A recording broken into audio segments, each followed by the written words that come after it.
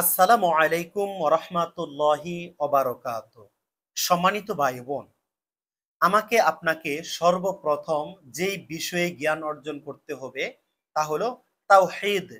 তাওহীদ সম্পর্কে আমাকে আপনাকে অবশ্যই পরিপূর্ণভাবে জ্ঞান রাখতে হবে বা জ্ঞান অর্জন করতে হবে। আমার আপনার জীবনে তাওহীদ কেন সবার উপরে?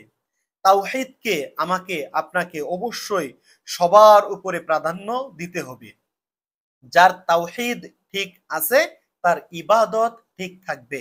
যার তাওহীদে ঠিক নেই তার ইবাদত কবুল করা হবে না। তাই অতি গুরুত্বপূর্ণ একটি বিষয় হলো তাওহীদ। তাওহীদ সম্পর্কে জ্ঞান অর্জন করা।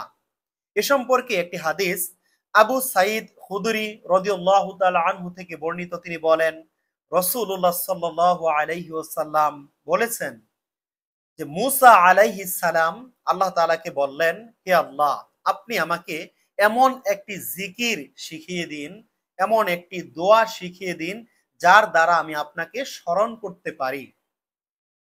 তখন মহান রব্বুল আলামিন মূসা আলাইহিস সালামকে বললেন, তুমি বলো লা ইলাহা ইল্লাল্লাহ।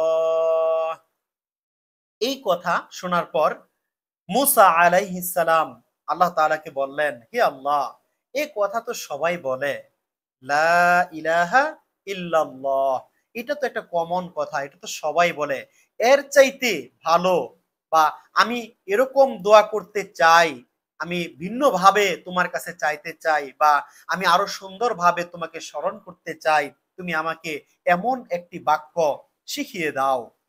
তখন মহান রব্বুল আলামিন বললেন, হে মূসা, তুমি কি জানো ৭ আসমান এবং ৭ জমিন এর ভিতরে উভয় স্থানে আমরা দু চোখে যা দেখি, যা দেখি না, যা কল্পনা করতে পারি, যা কল্পনা করতে পারি না, এই মহাবিশ্বের মধ্যে ৭ আসমান, ৭ জমিন উভয়ের মধ্যে যা কিছু রয়েছে, যা কিছু সবকিছু যদি এক পাল্লায় তোলা হয় আর লা ইলাহা ইল্লাল্লাহ এটা যদি এক পাল্লায় তোলা হয় তাহলে লা ইলাহা ইল্লাল্লাহ এই পাল্লাটাই সবচেয়ে বেশি ভারী হবে।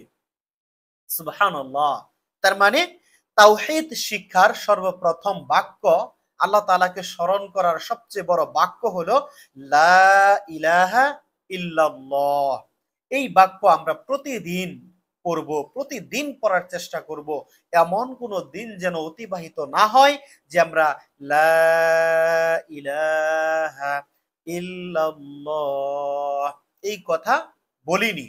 তাই আসুন সম্মানিত ভাই বোন, লা ইলাহা ইল্লাল্লাহ আমরা খুব মনোযোগের সাথে অর্থের দিকে খেয়াল করে আমরা এই জিকির করি, এই দোয়া করি।